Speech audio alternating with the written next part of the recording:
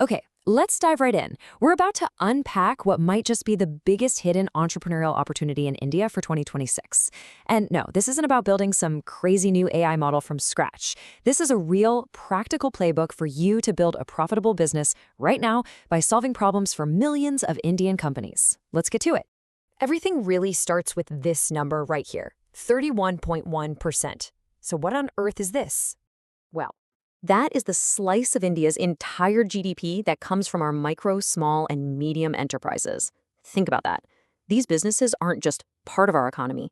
In so many ways, they are the economy. They're the real engine for growth and jobs in this country. Now, let's add another number to the mix, a big one, 63 million.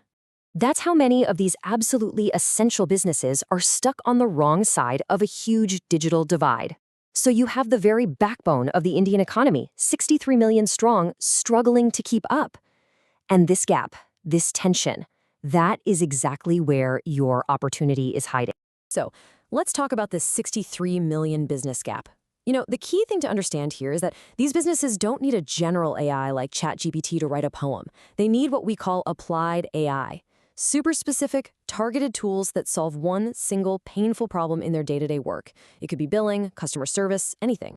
And listen, the pressure for them to get with the program is getting intense. By 2026, new rules like mandatory GST e-invoicing are going to force them to digitize. They just have to get more efficient to survive. But here's the real kicker for them and the opening for you. There's a massive shortage of digital savvy talent in Tier 2 and Tier 3 cities, which, by the way, is exactly where 45% of India's new startups are popping up. They desperately need help, and they need it locally. So you see the problem, right? It's huge. Now let's get to the fun part, the solution. This is your playbook. We're going to walk through a few very specific high-impact ideas that you can literally start working on tomorrow.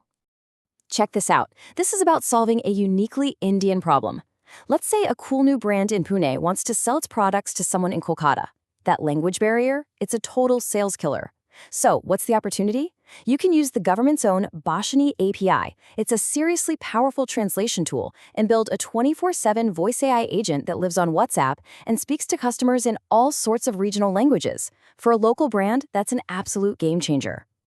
Next up, something every business owner dreads, GST compliance. Ugh, it's manual, it's slow, and making a mistake is super costly. Plus, a full-time chartered accountant is just not in the budget for most. So here's what you do. You build an AI agent that uses OCR, which is basically just teaching a computer to read, to scan invoices, automatically check them against bank statements, and flag any weirdness before they file. You're not just selling tech, you're selling accuracy and peace of mind. Now let's look at a booming sector, real estate. Get this, agents can lose up to 70% of their leads just because they don't reply to a WhatsApp message in the first 5 minutes. 70%. That is a massive solvable problem. You can build an agent that replies instantly, qualifies the lead by asking about budget and location, and even schedules the site visit right into the agent's calendar. That's a direct line to more sales. It's a no-brainer. And this model isn't just for cities, not at all. The opportunity in agriculture is just immense. A farmer doesn't need another generic weather app. They need specific, actionable advice. So, using satellite data and simple field sensors, you can provide hyperlocal pest alerts or precise irrigation timings sent straight to their phone as a voice call in their own dialect. This just shows you how flexible this whole AI as a service thing can be. Okay, so the ideas are powerful, but you might be thinking, this is great, but I'm not some AI genius. And the best part is, you absolutely don't have to be. Let's walk through the AI agency framework, which is how you can launch this entire business without writing a single line of code yourself. We can break this whole thing down into 4 simple steps. We call it the 4P framework. First, prospecting, finding the right clients. Second, proof of concept, showing them the value, not just telling them.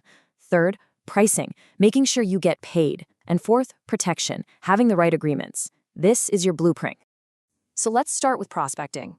The secret here is to stop talking about tech. Your pitch to a skeptical business owner isn't about AI at all. It's this. You say, I don't want to sell you software. I want to audit your most expensive manual process for free. See? You're leading with their biggest headache, not your shiny solution. That builds trust instantly and gets you in the door. And once you're in, you deliver that proof of concept. You build one small automation that runs for a week. Then you show them the results. And the data is clear. On average, Indian SMEs see a productivity jump of anywhere from 14 to 34% in the very first month. Numbers like that, they speak for themselves. So how do you actually build this stuff? Well, this is your toolkit, and you don't need a huge investment. You use no-code tools like Zapier or N8N to connect things together like Legos. You plug into powerful AI brains from OpenAI or Anthropic using their APIs. And for clients who are worried about privacy, you can even use open-source models like Llama that run locally. You're not the inventor, you're the architect, just connecting the pieces. This really defines your role perfectly. You become an AI integrator. Your real value isn't in coding new AI. It's in understanding a business's problem and then creatively connecting these existing powerful tools to solve it. It's about being a smart problem solver, not a programmer. All right, so you have the ideas, you have the framework, and you have the tools. Let's cover the final critical piece, your launchpad. We'll look at the government support that's out there and a concrete plan for what you can do in the next 60 days. You're not going at this alone. The government is actually pushing for this kind of entrepreneurship. You've got schemes like the Genesis program, which offers up to 10 lakh rupees in grants specifically for startups in smaller cities. The PM Mudra Yojana gives you collateral-free loans to get started.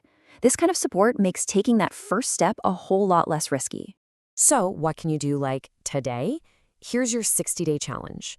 In the first 30 days, just focus on learning. Pick one no-code tool and really get good at it.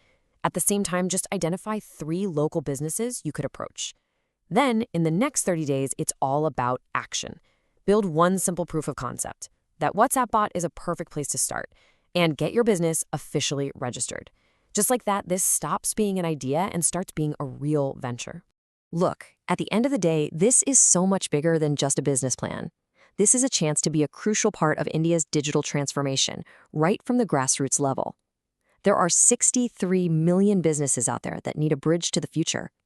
So the only question left to ask is, which one will you build first?